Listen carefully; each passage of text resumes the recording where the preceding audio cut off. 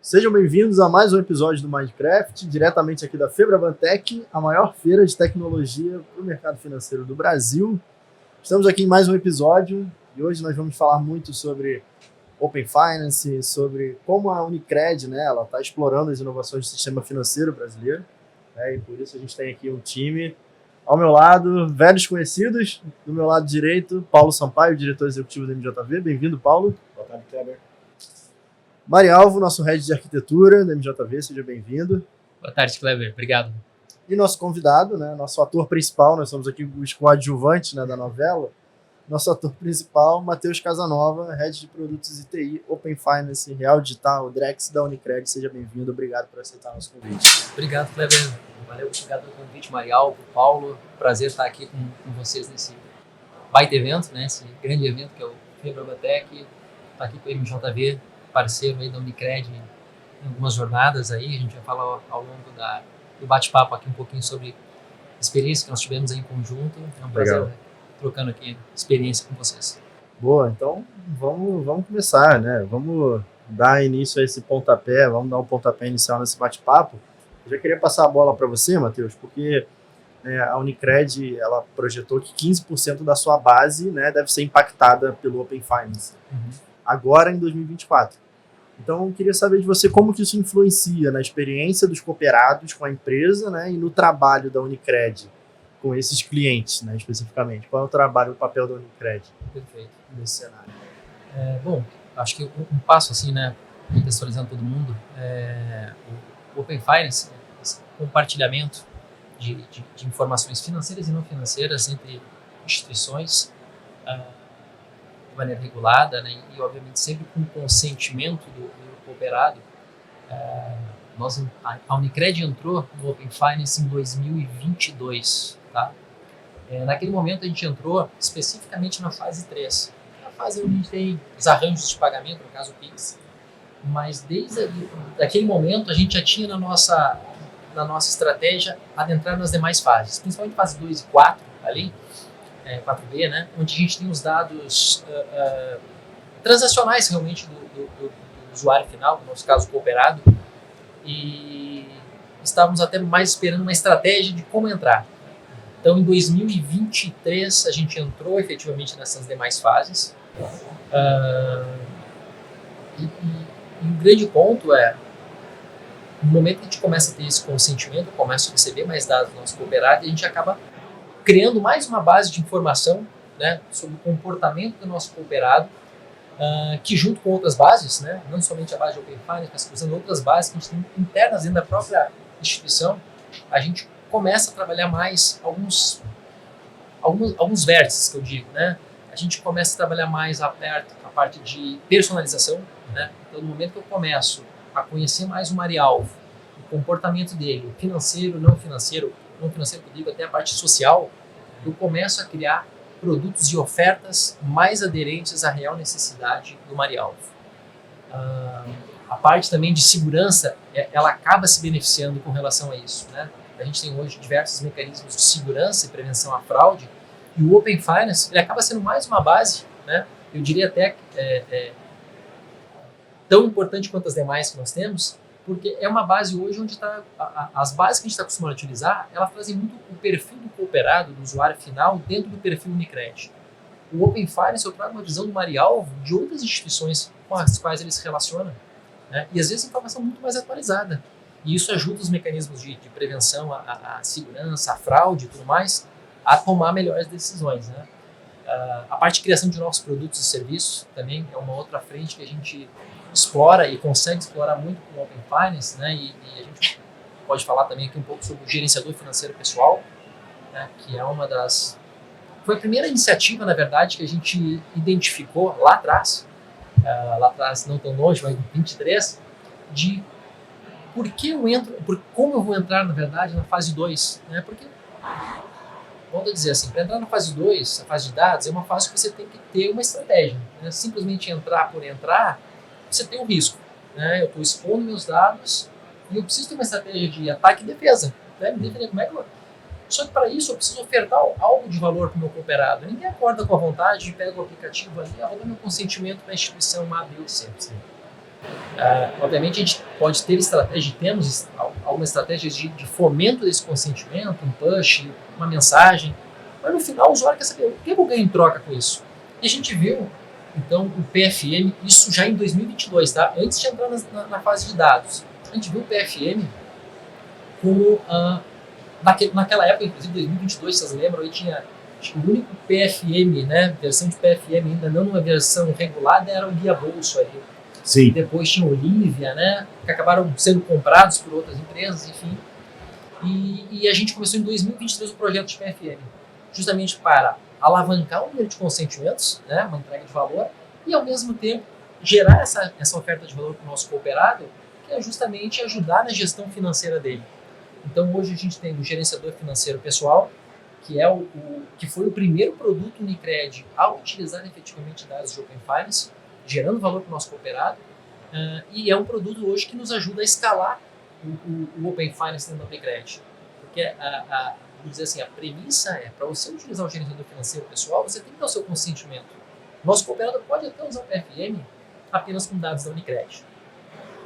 Mas ele não vai tirar valor disso, grande valor, né? Porque assim, o mercado hoje é uma média de 4 a 5 contas, né? Então o Paulo tem conta em uma média de 4 a 5 instituições. Essa é a média de mercado hoje, quando a gente olha os últimos números aí da própria Federação. Agora, quando a gente olha o cooperado Unicred, a média é de 2 a 3 contas nosso cooperado tem. Ou seja, ele se relaciona, além do Unicred, com 2 ou 3 instituições financeiras. E a grande vantagem é o Matheus poder utilizar o gerenciador financeiro para agregar dados de contas, dados de cartões, investimentos, dentro de um único aplicativo. Lembrando que está embedado dentro do nosso app hoje, isso não tem um outro aplicativo fazendo uso, e permite que ele faça toda essa gestão financeira dele dentro do único aplicativo. Então, para o nosso cooperado, a grande vantagem é eu tenho uma gestão facilitada, né, de uma maneira bem intuitiva. E para a Unicred, enquanto instituição financeira, a grande vantagem é eu começo a conhecer melhor o Kleber, uma visão 360 realmente dele, com quais instituições, como ele se relaciona com essas instituições. Para a cooperativa, né, o nosso profissional de negócio, vamos chamar assim, ele tem uma visão ampla daquele profissional. Eu consigo fazer o cross e o upselling de produtos. Isso é e aí, para mim, falando de PFM, perdão, o grande ponto de rentabilização, o ROI, vem justamente da parte de insights, porque é ali que eu consigo identificar oportunidades e ofertar algo que é mais condizente com o que o Marial realmente precisa. Acho que todo mundo que já recebeu, né, aqueles push da instituição financeira massivo. Eu recebo Marial e Paulo com a mesma oferta. A gente tem características diferentes, né? Necessidades, momentos, né, de vida diferentes. Então, o Open Finance, o PFM, essa geração de insights me possibilitam ofertar. E é assim que a gente tem explorado o Open Finance, principalmente dentro da Unicred. Até ofertas de crédito também, visualizar, né, a portabilidade de crédito é um tema muito quente também. Sim. Dentro do Open Finance, a gente agora tem uma fase do Open Squad, que está olhando especificamente para a portabilidade de crédito. E a gente começou a olhar para esse tema em fevereiro, janeiro ou fevereiro desse ano, a gente começou a olhar a portabilidade de crédito. Né? E é um tema super quente que o Open Finance, os dados de Open Finance, nos ajudam a acelerar. E nessa linha, Matheus, eu queria entender com você, se você já tem até uma primeira visão, após a entrada do PFM, né? Como isso repercutiu ou impactou a questão da principalidade, né? Você comentou ali que o cooperado da Unicred tem em torno de 2 ou 3 instituições financeiras que ele trabalha, a média do mercado 4 ou 5, né? Então o cooperado já tem assim uma fidelização maior, mas a principalidade, você viu já algum ganho, chegaram a medir isso já tem, não sei quanto tempo que então em 2023, né, mas eu não sei se já deu um ano, alguma coisa, se já conseguiram fazer essa medição. Como é que... Paulo, sim, já conseguimos mensurar isso.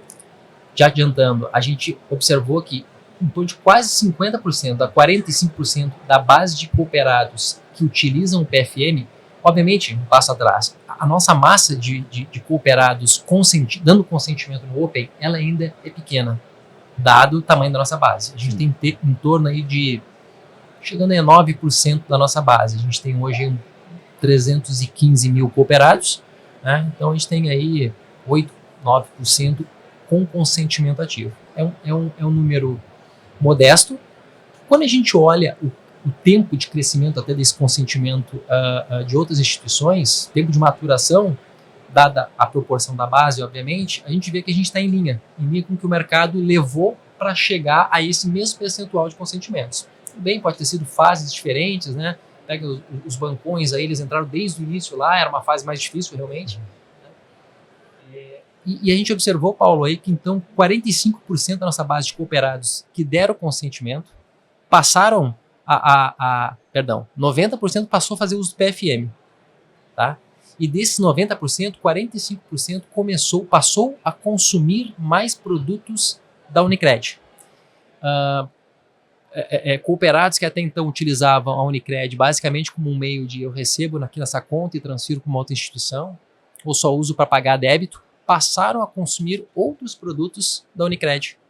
E aí entra o gatilho que eu comentei anteriormente, justamente essa parte dos insights, o quão importante isso é para te poder fazer um processo de up ou cross-selling, né, de produtos ali naquele momento, entender melhor o comportamento. Tem muito a ser explorado ainda, tá?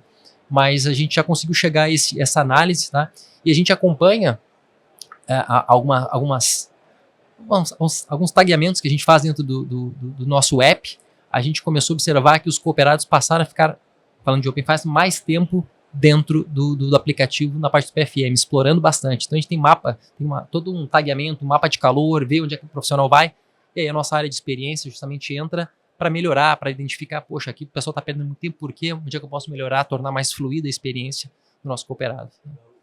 Fica, né, a importância de se associar a uma estratégia, pensando em produtos satélites que vão, né, orbitar o universo Open Finance, né? E nada melhor do que os indicadores, né, para mostrar essa conversão, né? Então faz todo sentido e está bem em linha com o que a gente tem visto e tem ainda feito como parte dos nossos estudos, né, dentro dos projetos dos nossos clientes. A gente tem percebido que é importantíssimo, né? Aí estava falando lá, né, de ter estratégia, a gente brinca, né, ser pedra ou vidraça, né? Sim. Então é importante ter uma estratégia robusta, bem embarcada junto com a entrada no Open Finance, né? E principalmente ter já uma visão do que vai orbitar esse universo, né? Então, plugar soluções, plugar serviços, plugar novas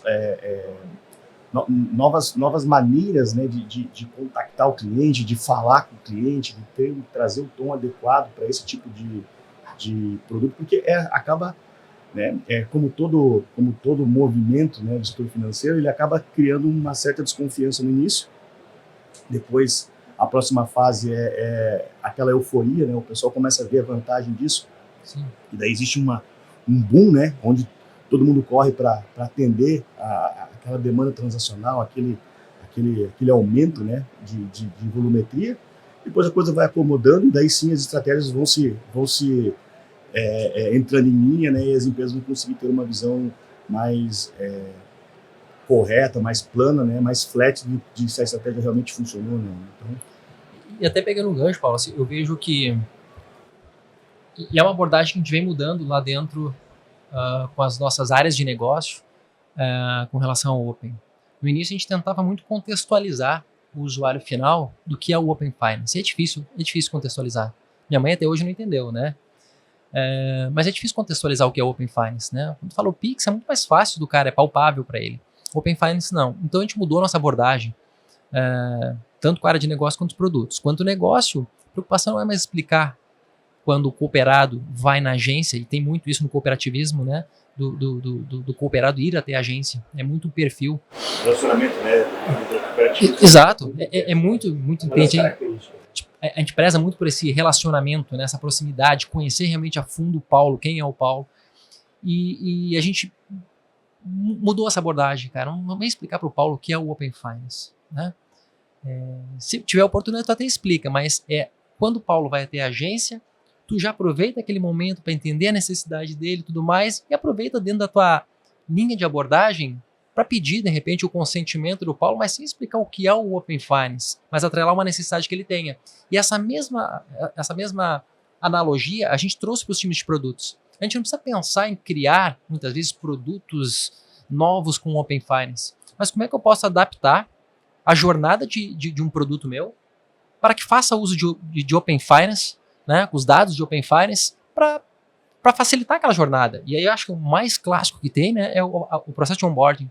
Né? Pô, no onboarding ali o cara vai se associar à instituição financeira, à cooperativa no caso, já aproveita, pede o consentimento dele para que ele tenha os dados atualizados, facilite, agilize esse processo de abertura e até mesmo já um vínculo depois lá com uma análise de crédito, porque o cara já entra, porque por padrão tu já entra com um limite pré-aprovado X. Sim. Gravado, mas de repente o Paulo tem uma característica ali, cara, que eu já posso dar para ele e ele tem um relacionamento com outra instituição, né, com um limite muito maior, com um cartão de crédito muito melhor, tempo de relacionamento maior. Tempo de relacionamento, cara, já tem essa informação ali. Consegue usa isso aí para já montar uma cestinha de pacotes e serviços realmente aderente, personalizado. Aí entra a questão de hiperpersonalização que a gente tanto fala, né? Que está tão longe ainda dentro do mercado. E é o que a gente espera, de fato, com o Open Finance, né? Que isso volte para nós, né? O usuário final, né?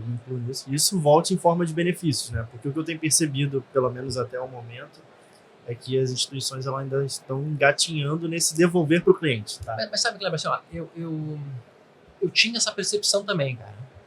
Eu acho que a gente talvez precise deixar mais claro os casos de uso que nós temos hoje no mercado com o Open Finance. Tá. Tem bastante coisa acontecendo, só que sem ser vinculada ao Open Finance.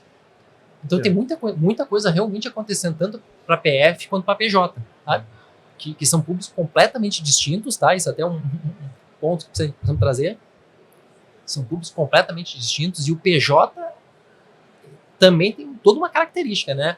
O PJ de uma faixa A, B, C é completamente diferente, cada uma dessas faixas. O pequeno, o médio, o grande, enfim. Então é um público bem desafiador. Mas tem muita coisa saindo já hoje, só que não vinculada ao Open Finance, mas fazendo uso de Open Finance, entendeu? Então tem bastante coisa assim acontecendo já, felizmente. Você trouxe um ótimo ponto, assim, que eu vejo que existe uma curva do Open Finance, não é simplesmente uma curva de tecnologia, mas a gente tem uma curva de maturidade, né?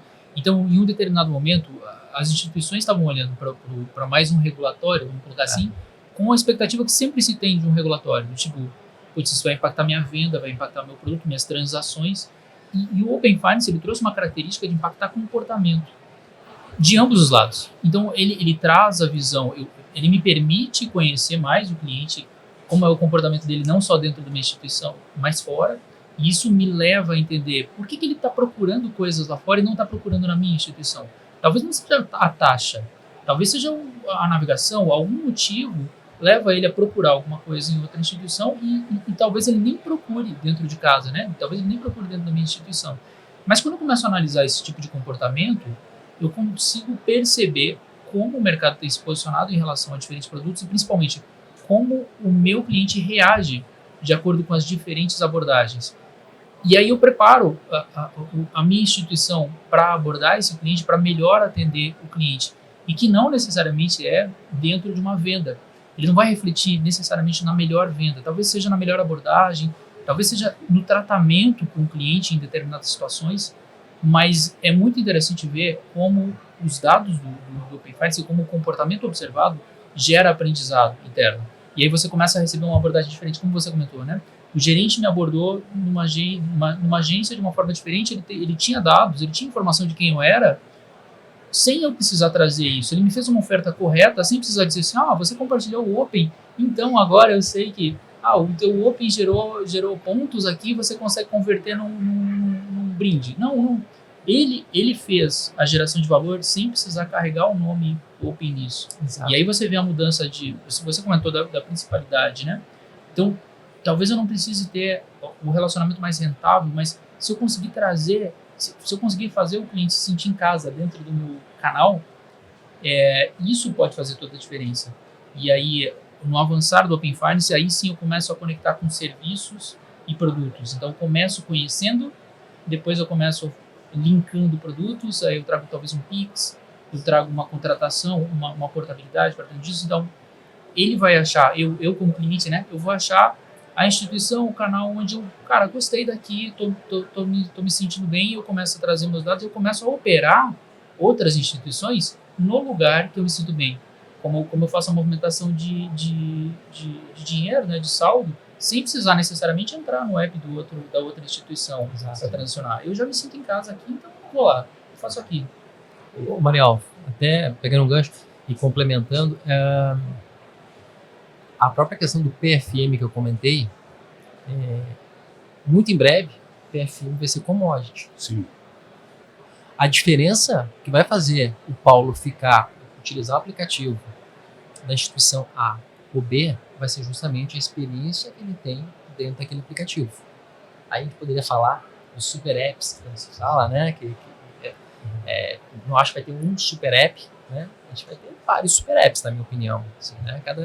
E aí pode ser de instituição financeira ou não, mas eu vou escolher utilizar aquele aplicativo que melhor atende a minha necessidade.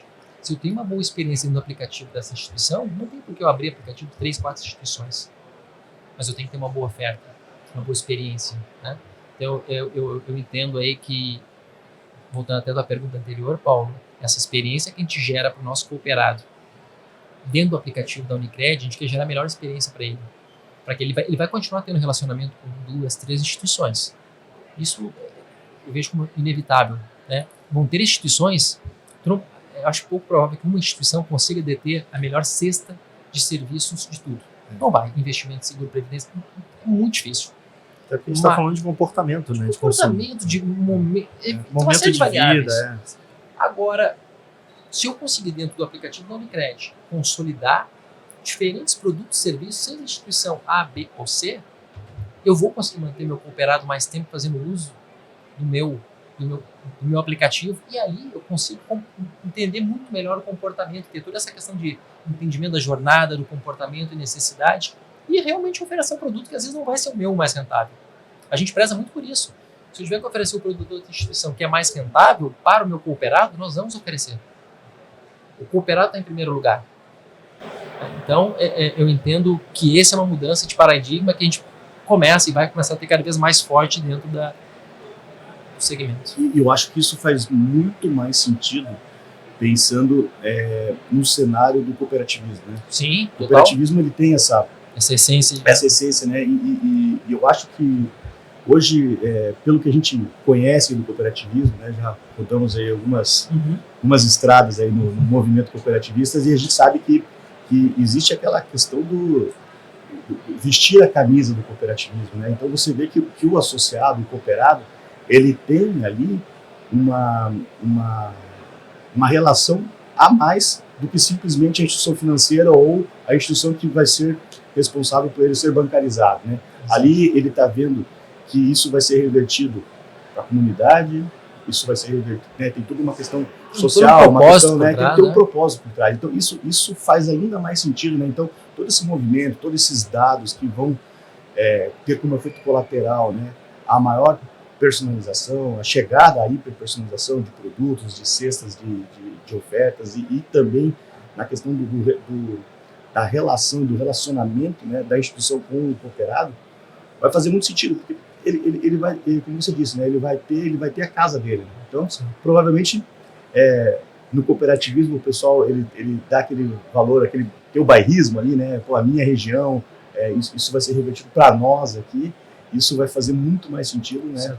Vai acelerar ainda mais esse movimento, né? Eu acho que as cooperativas de crédito têm uma vantagem enorme em relação às instituições financeiras por conta desse viés aí ligado ao social e aos valores, né, que a cooperativa tem como missão. Importantíssimo. Eu fiquei pensando quando vocês estavam falando, né? Porque o movimento ele é muito interessante, né? A gente espera de fato que tudo isso volte para nós, né? Como uma hiperpersonalização, né? Mas para isso acontecer, né, as instituições financeiras elas precisam obter os dados, beleza? A gente precisa compartilhar nossos dados, elas precisam obter os dados, né? E precisam transformar esses dados em tomada de ação, porque senão nada disso vai acontecer. Não adianta só existir o movimento Open Finance, beleza, a gente pode compartilhar nossos dados, eu aceito compartilhar meus dados, eu inclusive compartilho os meus dados, agora eu preciso receber uma contrapartida.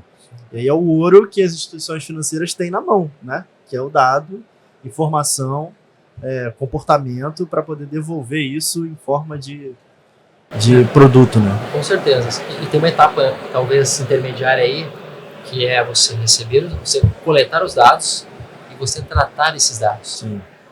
E aí, obviamente, a gente poderia também discutir aqui sobre a qualidade dos dados de Open Finance, que melhoraram bastante realmente nos últimos tempos aí, né? A gente no início tinha um problema muito grande de interoperabilidade, sanada essa parte. A parte de, depois veio um desafio que é a aderência a como os dados estão chegando versus o que o motor, né, de conformidade que a gente tem dentro do Open esperava receber, pauta também já sendo superada. Agora entra uma parte de qualidade de dados para o negócio, né? O quanto aquele dado que eu estou recebendo da outra instituição realmente ele é bom, né? Então é um desafio que a gente tem. E sim, eu começo a receber esses dados e como é que eu transformo dados em informação e valor? Esse é o grande desafio que a gente tem nas instituições, todas hoje. Independente do tamanho, do porte da instituição, obviamente a gente sabe que o regulatório ele é bem intenso, né? E obviamente o Banco Central está fazendo um baita trabalho, um trabalho muito bom nesse sentido, porque ele está puxando, está tracionando, não está deixando a coisa esfriar, né? Está definindo uma padronização independente do tamanho da instituição, botou as instituições a trabalharem de forma colaborativa juntos, os GTs, construindo, né, tudo junto. Agora, há uma grande dificuldade das instituições, como é que eu concilio o roadmap regulatório com estratégico? É muito difícil. O regulatório é voraz, assim, né? Não tem prorrogação, né? Como é que eu olho tanto para o regulatório quanto para o estratégico? Esse é o grande desafio que nós e as demais instituições, né, temos, né? Até um ponto a gente pode conversar um pouco daqui a pouco como é que a gente dentro da Unicred está trabalhando essa questão. A gente fez um trabalho muito bom, inclusive com a MJV, nesse sentido, para olhar também para o estratégico, não ficar só olhando para o regulatório, né? Porque a conta não fecha, né? Uma hora a diretoria vem, assim, cara, são 3 anos de projeto já, botando dinheiro aí, enterrando o cano, que a gente brinca, né? Construindo integrações, APIs. Quando é que isso começa a voltar para dentro de casa? É a preocupação, que a diretoria, no final do dia, tem essa grande preocupação. Como é que eu gero valor com isso tudo? Sim. Então, é um grande desafio, sim, cara, que nós temos hoje, transformar esses dados que estão chegando de caminhão, né, na porta ali, todo dia chega um monte de dado, e eu digo que Open Finance não é nada mais do que, no final do dia, dados. É isso que a gente tem no final do dia, dados chegando ali de casa. Né? E dados unificados, né? Que todo mundo, teoricamente, tem acesso ao mesmo dado. Sim, né? sim. E aí me traz uma outra reflexão aqui, né? Você comentou que talvez um dos maiores desafios, né, é essa convivência, né, do estratégico com o regulatório, né? De como que vocês estão se organizando na Unicred para trazer um temperinho a mais, que é o Drex, né? Então a pauta do Drex começou a evoluir, então é mais um regulatório que vai entrar aí, é mais um estratégico que vai entrar aí, e a TI é a mesma, né? Então os produtos são os mesmos e você tem que acomodar esses novos produtos entrantes aí dentro de uma estratégia que ainda está em andamento, né? E que está ainda, inclusive, sendo validada, né? Para ver se a estratégia ainda está sendo uma estratégia vencedora ou precisa fazer algum ajuste, né? Então, como é que a Unicred está acomodando todas essas frentes aí, né? E que a gente sabe que vai concorrer, os recursos, né, já estão escassos, né? E ainda vão ter que concorrer com novos regulatórios entrando aí. Perfeito. Mais uma iniciativa aí que faz parte da agenda BC Hash aí, né? Pix, Drex, Open Finance. Paulo, o ano passado o Banco Central iniciou o piloto do Drex, né? 2023 ali, metade do ano, junho, julho 2023, lançou oficialmente o piloto do Drex. A Unicred, junto com outras outros 4 sistemas cooperativos, Sicredi, Sicobi, Aelos, Cressol e Unicred, nós formamos o SFCOP, Sistema Financeiro Cooperativista, que é mais um dos consórcios, né? No total nós temos 16 consórcios fazendo parte desse piloto orquestrado pelo Banco Central. E aí temos consórcios que são formados apenas por instituições financeiras, o nosso é só instituição cooperativa, consórcios que tem um mix ali de instituição financeira, mais empresas de tecnologia, e até aproveitando, eu acho que foi muito acertada essa decisão do Banco Central, desse modelo de criação conjunta e fomentando algo que no cooperativismo nós já temos por essência. Isso que eu ia falar, né? Parece até que se inspiraram no tal de cooperativismo, Exatamente, né? Paulo. Porque a gente... é uma coisa nunca antes vista, né? Concorrentes diretos, né? Num setor altamente competitivo. Extremamente. Todo mundo... A gente só experimenta esse tipo de abordagem quando você fala do tema segurança da informação, né? Aí sim existe uma cumplicidade ali, porque todo mundo está exposto ao mesmo risco, né? Mas, assim, na questão de desenvolvimento de produtos, de lançamento, etc., isso é um movimento super concorrido, né? E esse programa Open aí está conseguindo trazer todo mundo para o mesmo barco, remar na mesma direção. Lado, porque no cooperativismo a gente tem muito isso. A gente aqui entre os sistemas, né? Unicred, Sicredi, Cicobi, Allios, Cressol, a gente troca muita figurinha no dia, muita. Desde informações técnicas a informações de negócio mesmo, né? Lógico, respeitando um certo limite que existe na parte estratégica, mas a gente troca muita. Com o Drex, com os consórcios, o Banco Central ele conseguiu criar um sistema de cooperação entre diferentes instituições, bancões, cooperativas, fintechs, empresas de tecnologia em um mesmo objetivo. Então tem muita troca de experiência, né? Porque todos no final do dia têm o mesmo objetivo. Cara, a gente precisa fazer esse piloto funcionar. Então o piloto ele já fechou um ano, né? O Banco Central, inclusive, há 3-4 semanas atrás, um mês atrás, teve o 4º Fórum Drex, onde o Banco Central, inclusive, ampliou o tempo de piloto. Ampliou porque viu a necessidade de maturar mais algumas das etapas desse processo. No caso, a parte de privacidade, ela ainda está muito imatura, né, porque a gente precisa, né, a gente fala um pouquinho mais agora sobre isso também, mas também trazer novos casos de usos e novos entrantes. Por exemplo, CVM começar a participar desse processo que hoje está somente uma instituição, um entrante que é o Banco Central. A gente está trazendo CVM para também ter outros atores aí nesse meio. Interessante. Né? CVM. Interessante. Como trazendo... que isso casa, né? Tem vários casos, né? A parte de seguros está muito ligada a todo esse modelo de tokenização. E aí é o caso, aquele mais clássico que a gente, quando a gente fala de Drex, né, para explicar, que foi o que a minha mãe conseguiu entender. Ela entendeu o Drex, mas não entendeu o Open, tá? Que é o caso, falando de Drex aqui, né? Que a gente, poxa, como é que a aplicabilidade disso, no caso, uma venda de um veículo, né? Sim. É um exemplo clássico que a gente traz. Né? A dificuldade que tem hoje quando o Paulo vai vender o carro dele, vai vender para o Matheus, ele não sabe se ele transfere o carro para o Matheus, e o Matheus não sabe se paga o Paulo, porque, se o Paulo me transferiu o carro, e o Paulo vai querer receber, eu transfiro, o Matheus não me paga, né? E aí a gente tem que ir lá no cartório, a gente tem que ir no Detran, tem um monte de trâmite aí que circula ao redor disso. Com o Drex, um dos casos de uso que se fala é justamente isso, como é que eu acelero, né? Aí entra o conceito de, poxa, eu tenho os contratos inteligentes, né? Onde tudo vai estar amarrado, o Paulo, que são os condicionais que a gente fala, né? O Paulo transfere o veículo, eu transfiro o dinheiro, eles ficam ali, e quando tudo acontece, o conceito das transações atômicas, né? Que ele transferiu o carro e o veículo, aquele processo ele se concretiza efetivamente. Então traz nem mitiga, resolve, né, o risco da contraparte que a gente fala. É aquele conceito lá que você deixa de orquestrar e começa a coreografar, né? Isso. Então, a orquestração, cada hora que o maestro levanta a mão, é um grupo de músicos, né, trabalhando, mas isso acaba tendo ainda uma sequência, né? Sim. E no caso de uma coreografia, todo mundo ao mesmo tempo sincronizados, né? Então, nessa linha, eu acho que é super interessante, e os contratos inteligentes, eles estão vindo, né, para realmente mudar o mercado. É interessante como a gente nota a evolução do sistema financeiro nacional e o ecossistema como todo ao redor disso, né, pela simplificação. Então você vê assim, várias iniciativas sendo desafiadas, esse desafio surgindo uma solução simples, né? Então a gente vê, por exemplo, o Pix, né? Por que eu tenho Pix? Eu tenho tantas transações aí, já tinha TED, já tinha DOC, já tinha transferência. Mais um. Mas olha só, por que ele explodiu, né? Putz, a gente é muito fácil, é muito simples, além de todas as outras condições, mas é muito simples.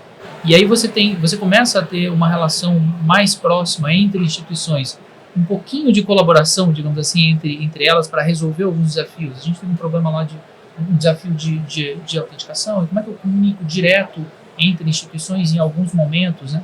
E aí na sequência a gente tem o Open Finance nascendo.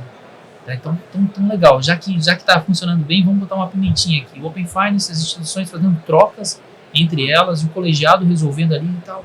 Como é que a gente vai resolver problemas de comunicação ponta a ponta entre as instituições, o reconhecimento, a identidade digital dessas instituições, elas se reconhecerem e conseguirem fazer trocas seguras de um dado super relevante, para depois começar a usar. Mas existia um desafio regulatório sendo cumprido ali.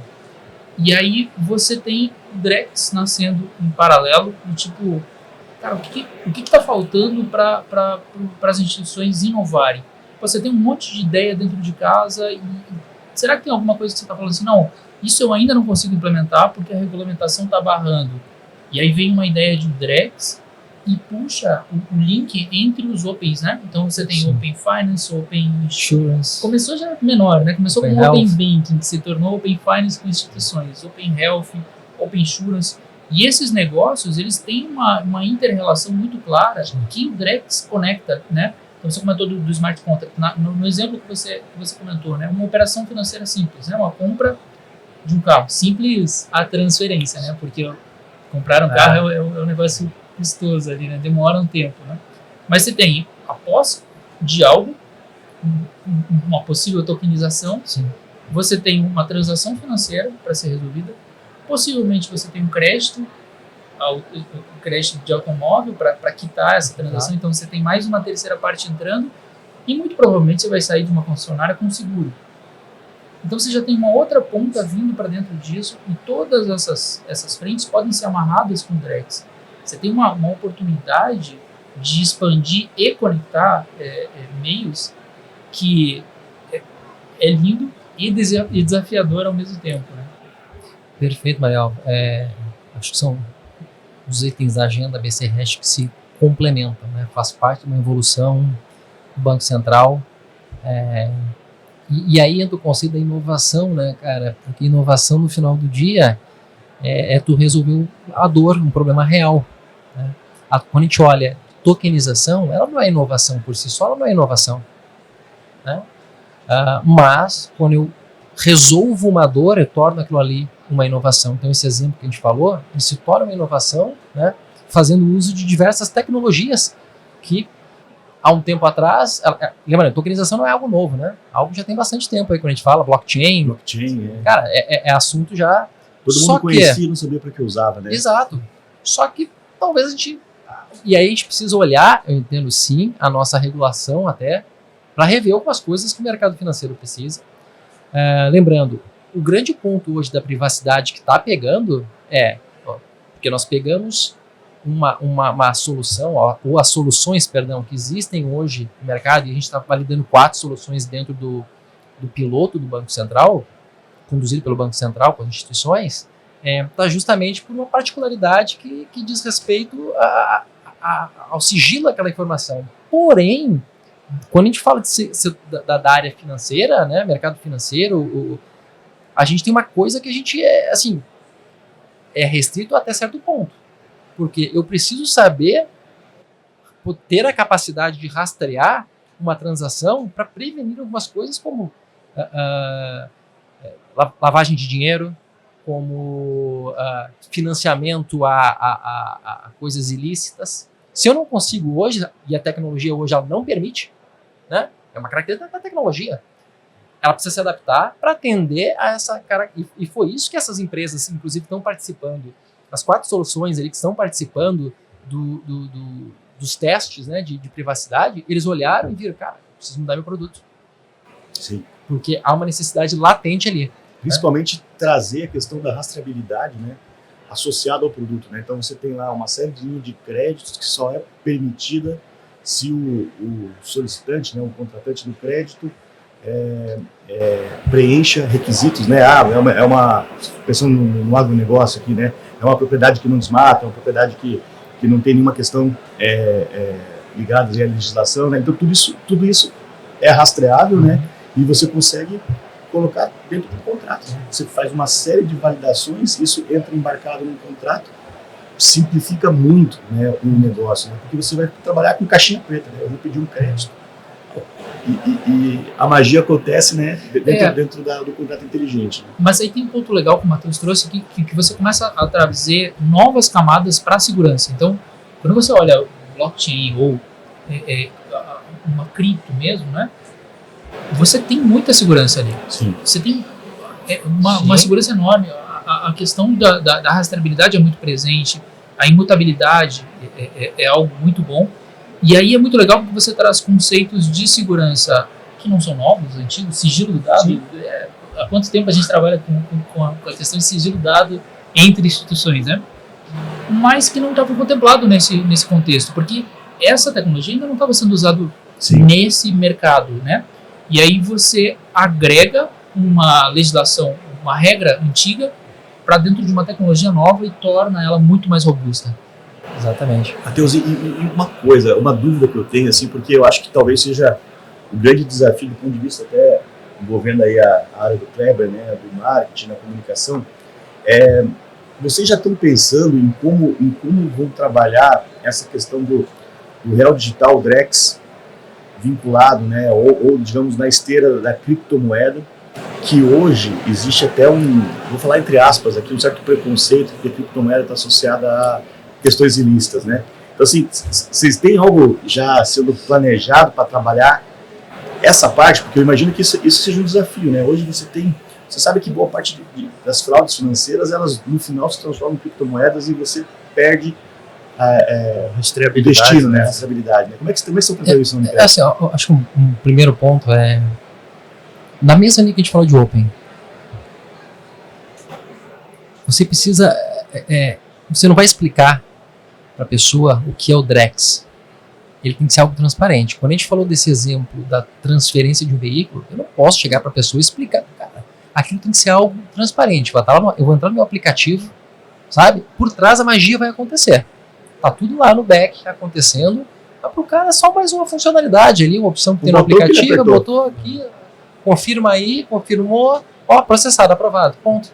Mas por trás, tem toda a tecnologia por trás fazendo isso acontecer. Primeiro ponto é esse. O segundo ponto que eu vejo aí, Paulo, a gente, dentro do piloto, a gente está testando alguns casos de uso, né?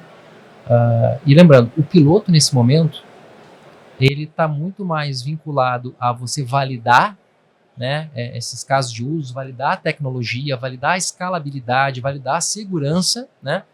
E pode acontecer lá no final de dizer assim, cara, não funcionou. Ou precisa de alteração, que foi justamente o que o Banco Central fez agora. Olha, funcionou até aqui. Essa parte aqui a gente precisa de mais tempo para maturar. Que é natural, campo, faz parte do piloto. Isso é extremamente... então a gente já conseguiu testar algumas soluções, né? A gente já conseguiu testar dentro do piloto criação de carteiras.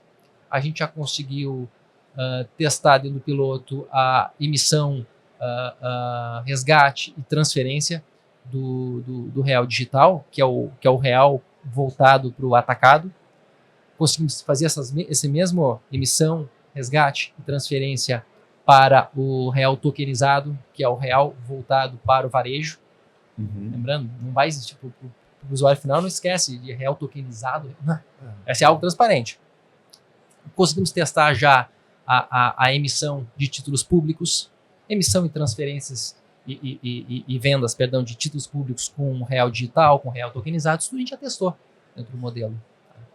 E o ponto, assim, eu acho que Paulo, para trazer essa segurança no final do dia aí para o pessoal, é como é que a gente aplica na criação de dores que a gente tem hoje dentro do sistema, dentro da realidade das instituições financeiras, resolvendo dores, né?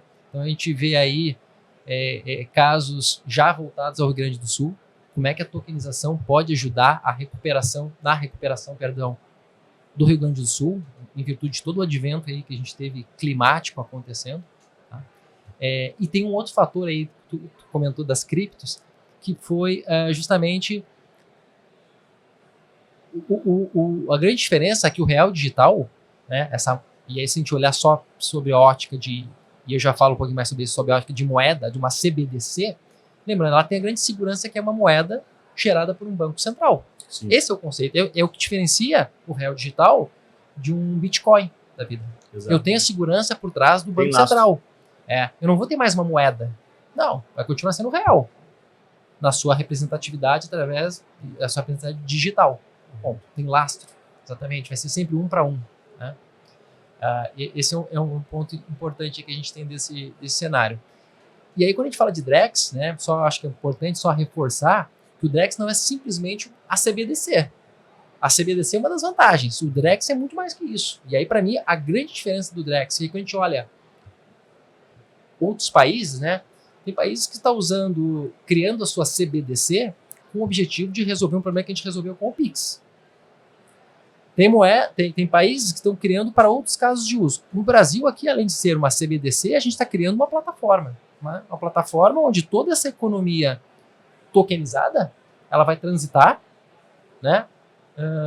Que vai viabilizar, na verdade, toda essa economia tokenizada, utilizando essa CBDC para realizar a liquidação de operações. Então, acho que esse é o grande ponto aí, a complexidade, o tamanho e o potencial que tem esse projeto do Drex, né? Volto a dizer, plataforma, moeda, é muita coisa envolvida que pode trazer para o setor financeiro brasileiro. Bom, bacana. E, assim, mudando um pouco, saindo um pouco do tema Drex, né? Não saindo, mas tentando entender um pouquinho que tipo de regulamentação é necessária, né, para que isso aconteça. Quando a gente fala de segurança, privacidade, competitividade, o que isso impacta, né? Eu queria até fazer um adendo, porque esses movimentos, eles não nascem da noite para o dia, né? Então, é algo que vem sendo discutido, né? O Open Finance é algo que vem sendo discutido, tem várias fases. E aí eu fico me perguntando como que a inteligência artificial entra, né, nesse cenário, como um agente acelerador ou retardador, o que isso pode gerar de ganhos, né, para que esse processo ele seja mais rápido, menos moroso, né, porque eu acho que é um tema que é inevitável a gente aí tem dois pontos, né, Kleber? Tem a parte da regulação, né? Então, tanto o Open Finance quanto o Drex são, vamos chamar de iniciativas reguladas pelo Banco Central. A gente tem por trás todo o resguardo, né? Toda uma legislação financeira que as instituições precisam respeitar e seguir. Então, isso traz muita segurança para o usuário final. Né? E aí, obviamente, tem todas as questões que permeiam, né, a regulação financeira, tem questões tecnológicas, como eu falei, de escalabilidade, de segurança, de privacidade, lei geral de proteção de dados, está tudo amarrado. E a inteligência artificial, cara, eu vejo como o grande ponto, né? Grande ponto não, mas é um dos fatores aí que vão certamente e estão ajudando a escalar o Open Finance. Isso eu não tenho dúvida, né? Inteligência artificial, cara, ela te permite trabalhar direto, porque assim, o Open Finance, lembrando, eu acabo no final do dia trazendo mais dados para dentro de casa. Né? Obviamente, eu preciso de dados de qualidade, né? E aí, quando eu começo a aplicar a inteligência artificial em cima desses dados, eu consigo trabalhar, melhorar a parte de personalização de produtos e serviços, eu consigo trabalhar a própria questão de segurança que a gente falou, né? Segurança em todas as suas camadas, né? Privacidade, enfim, acelerar a criação e oferta de produtos, é uma outra frente. Inteligência artificial, cara, eu vejo aí como um grande acelerador, sim, das duas iniciativas, mas hoje mais concreto, falando do Open Finance, é vital aí. A gente está vendo já casos de uso aí dentro do setor financeiro, né, que é nossa pauta aqui, de uso da IA, né, para acelerar. Eu ainda vejo, e a gente não vê, né, pelo menos eu desconheço um caso real mesmo, né, de inteligência artificial junto ao usuário final no setor financeiro. A gente utiliza muito as instituições, a própria Unicred, para acelerar a parte de melhorar a eficiência, a parte de processos, interna, custos. Né? Exato. Quando você fala de deixar a inteligência artificial tomar uma decisão por você de um investimento, eu ainda não vi uma solução que está 100% implementada.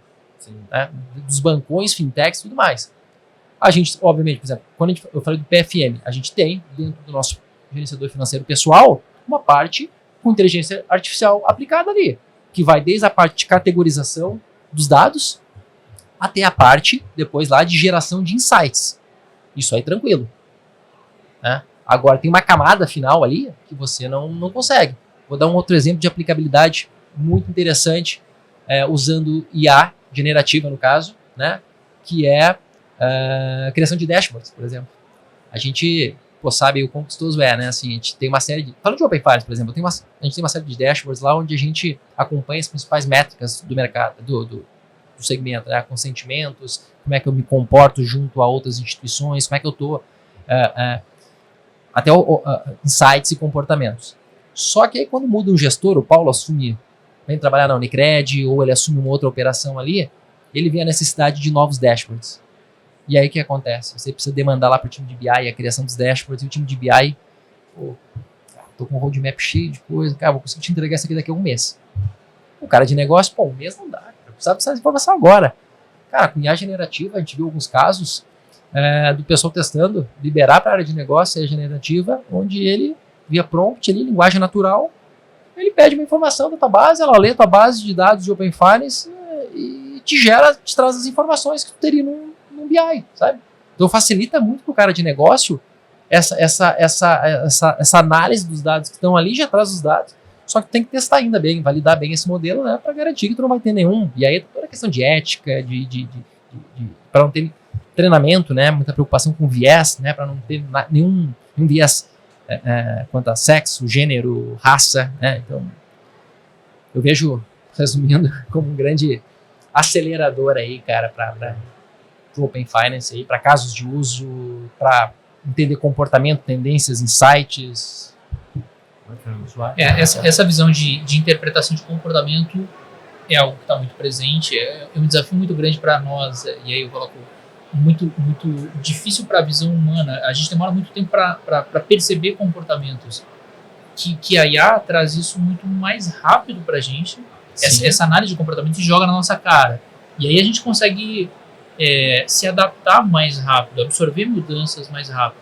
Então, eu concordo com você nesse sentido que ela é uma ferramenta de apoio para essas transições. E aí, quando você olha para tudo isso que a gente discutiu agora, né? Então, falamos do Open e tudo mais, e o tempo de transição, a gente pensava que ia para um lado e de repente foi para outro, e a gente está percebendo o comportamento do cliente.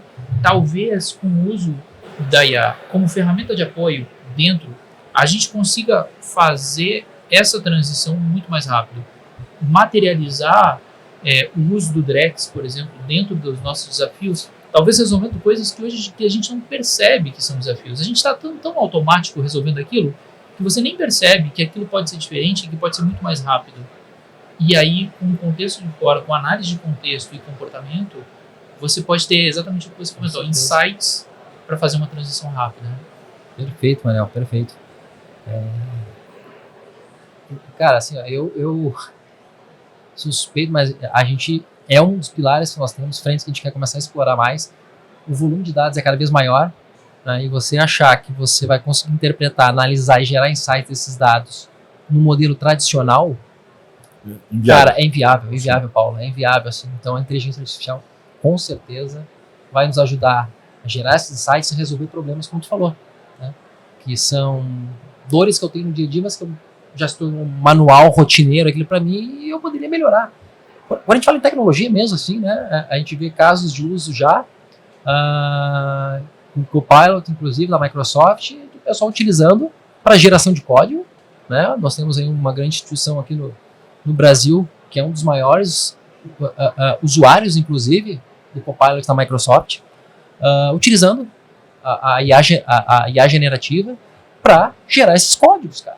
Gerar esse código, obviamente o desenvolvedor ele pode se limitar a pegar aquele código, compilar e vambora, ou pegar aquilo ali e entender, acelerou meu processo, vou dar agora uma melhorada aqui, né, estruturar melhor esse código, facilita. Geração de histórias também, né, pega lá para os analistas de negócio, POs, que investem um bom tempo na geração de histórias, utiliza a inteligência artificial para isso também. Então, e é algo que eu faço todo dia, mas por que? Tá aí uma boa oportunidade. Faz total sentido, inclusive fazendo aqui uma propaganda, né, da frente de produtização da MJV. A gente tem o MJV Iron que trabalha exatamente nessas linhas, né? Então é uma ferramenta aí que depois a gente explora mais no momento oportuno, mas ela tem esse olhar de trazer a inteligência artificial para acelerar a fase de desenvolvimento, a fase de requisitos, depois a fase de testes, né? Então tudo isso está sendo acelerado na esteira de desenvolvimento, né, através da inteligência artificial. E daí unindo os vários tipos de inteligências artificiais, né? Então isso talvez seja o pulo do gato aí, que ali na frente o mercado vai testar e vai, vou colocar entre aspas aqui, depender desse tipo de solução. Sim. E até o processo colaborativo, né? Então a gente comentou sobre os consórcios, sobre os fóruns que a gente tem de regulações e a interação entre diferentes instituições. Hoje a gente faz isso de maneira tradicional, né? Então a gente vai lá, discute, tem ideias, espera algo nascer ali para resolver um problema. Você consegue usar esse tipo de ferramenta para acelerar? Como está acontecendo agora aqui no stand? Então, quando você tem diferentes desafios de diferentes empresas sendo postados aqui, e você tem ali uma IA que cruza os desafios e as sugestões que em diferentes casos solucionam um problema, mas que de fora a gente demora para perceber a ligação, que essa solução que você está usando para o seu problema pode resolver todo um lado meu que eu não consigo perceber, né? Então talvez até nesse tipo de discussão, de colaboração entre instituições, pode ter aplicação de uma análise de contexto para conectar ideias, né? Com certeza, Mael. Com certeza. Boa. Bom, a gente está aqui há 1 hora já, então, o tempo nem passou, a gente nem viu o tempo passar. Eu queria agradecer a sua presença, Matheus. Antes eu queria ver se tem mais algum ponto que vocês queiram trazer. Eu não sei, de repente, falar do projeto, enfim, que a gente eu acho que é interessante, se me permitir aí, falha minha também, eu queria ter explorado no início ali, eu acho que é um ponto super importante, né? Quando a gente fala, eu trouxe a temática ali de a dificuldade das instituições têm hoje de olhar para regulatório e estratégico, é fato. E conosco não foi diferente, não é diferente, né? A gente sabe que os times de produtos, né? O time lá de crédito, o time que cuida de investimentos, seguros, eles têm um roadmap também bastante desafiador, né? Sejam eles regulatórios, estratégicos, né? Pega uma área de crédito, que é o coração de uma instituição financeira, né? Crédito, investimentos ali. Eles têm um roadmap voraz, né? É difícil você achar que eles vão parar um tempinho para olhar oportunidades de negócio. E no final do ano passado, né, a gente entrou em contato com a MJV e deu um desafio, né? Olha, preciso de uma ajuda, algo que eu poderia até fazer em casa, né? Mas como eu falei, falta abraço muitas vezes, né? E conhecendo o know-how, a experiência da MJV, eu entrei em contato com o Paulo, com a Débora, a Marialvo, e a gente definiu ali, eu defini para eles um escopo. Olha, tem um desafio para vocês aqui. Preciso que vocês olhem o que o mercado está fazendo com Open Finance. E lembrando, eu não quero mercado mar aberto só, eu quero mercado também nichado no meu público. O público da Unicred é um público da área da saúde, é um público diferente. Então, olha o que o mercado está fazendo para a área da saúde. Olha o meu planejamento estratégico e olha o roadmap dos meus times de produtos. Obviamente definimos alguns times, então foram três vértices ali para a gente olhar. E aí fechamos um projeto, né? Ele rodou efetivamente ali no início do ano, fevereiro, se eu não estou enganado, e foi um projeto, cara, assim, de sucesso total, porque teve o envolvimento da área de Open, obviamente, mas também dos times de produtos e negócios. E aí eu falo de POs e BOs, né, desses times. Então foi um projeto de cocriação, vamos chamar assim, conjunta MJV, Unicred, né, e a Unicred, produto, negócio e tecnologia envolvida, avaliando esse estudo de mercado e até tendências futuras que a MJV trouxe uma série de pautas, né, futuras que hoje a gente olhe, será, né?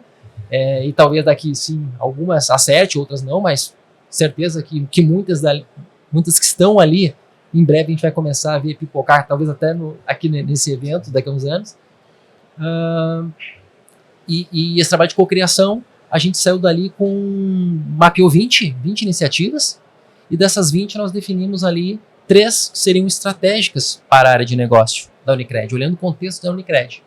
Então a gente conseguiu dali fazer esse trabalho de olhar o mercado, olhar oportunidades, olhar necessidades da Unicred de negócio, né? E priorizar isso aí junto aos times de produtos. Então eles tiveram, entre aspas, o trabalho apenas de colocar isso no planejamento, né? na esteira de desenvolvimento do produto ali, validação, e acelerou muito para a gente, com certeza, lá, e toda essa etapa de ideação, né, que a gente fala, e cocriação aqui que foi feito. Foi um trabalho realmente muito bom. Inclusive, eu tive reunião aí com alguns colegas de outras empresas, falei muito dessa frente, ficaram bem interessados, porque é uma dor realmente que muitas instituições, empresas, enfim, têm, que é como é que eu faço, né, para sair do operacional, né, no fundo o regulatório é um operacional, e começo a olhar para oportunidades do mercado. Olhar a regulação e se adaptar a ela e pau na máquina, mas como que a gente extrai mais valor disso, né? Exatamente. Então foi, assim, é um ativo que a gente gerou ali para a Unicred, extremamente válido, né? E que fica de guia ali nosso hoje de consulta, né? Mapeando outras oportunidades aí que a gente vem até pela frente. E trazendo ali informação de bastidor, né? Durante a execução desse projeto, linkando com os nossos temas aqui, um dos aceleradores do projeto foi justamente a utilização da inteligência artificial que a gente tem dentro da casa ali, né? É a Dorothy, que a gente nomeou, né? Uhum. E ela trouxe insights muito relevantes ligados à inteligência de negócio, inteligência comercial, né? Então, quando você vai ali fazer um bait, quando você vai fazer algum tipo de comparação, avaliar as distâncias, né, de cada produto, dos caminhos que estão sendo traçados, né, a Dorothy acelera muito e traz a possibilidade de você trazer muita informação em um curto espaço de tempo, trazendo aí, enriquecendo, né, o projeto e trazendo informação valorosa. O mais legal de um projeto como esse é muito bom para nós quando a gente consegue entregar uma ideia, quando a gente consegue gerar valor em conjunto e ver isso sendo realizado, sendo efetivado na sequência. Então, não foi simplesmente gerar um monte de ideias que o time vai levar para dentro de casa e talvez engavetar ou coisa assim. Não, todo mundo estava super engajado com isso e ansioso para botar em prática e ver isso acontecer. E em prol do cooperado. Então, o foco sempre foi esse durante o projeto, e a prioridade também foi essa no momento de elencar o que ia ser colocado em prática. E é muito bom olhar o fim do projeto e o início dessa concretização das iniciativas. A acabativa que a gente brinca é muito importante, né? Teve todo esse envolvimento da área de negócio, eu acho que isso é fundamental. Não é algo imposto, eles participaram, trouxeram sugestões, né, ideias, colocaram a mão na massa, realmente foi bem legal. A última semana ali mesmo, o time da MJV foi lá para a nossa sede em Porto Alegre. Passamos ali dois dias basicamente ali em workshop, manhã e tarde, time participando, colaborando, mão na massa realmente.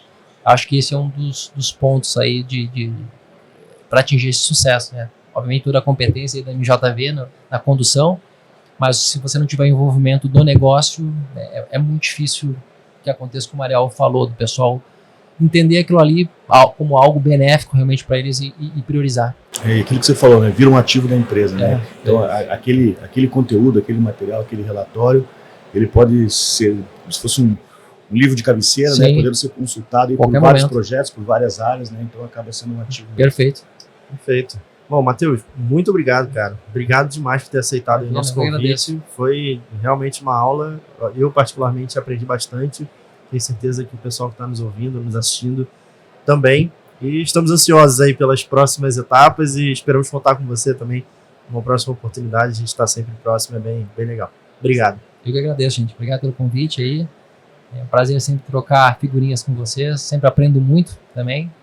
E quando quiserem conversar de novo, estou sempre à disposição aí, gente. Boa. Obrigado, Paulo. Obrigado, Marialvo. Kleber, Matheus, obrigado. Marialvo. Obrigado, gente. Bom, esse foi mais um episódio do Mindcraft. Vejo vocês no próximo episódio, diretamente da Febraban Tech.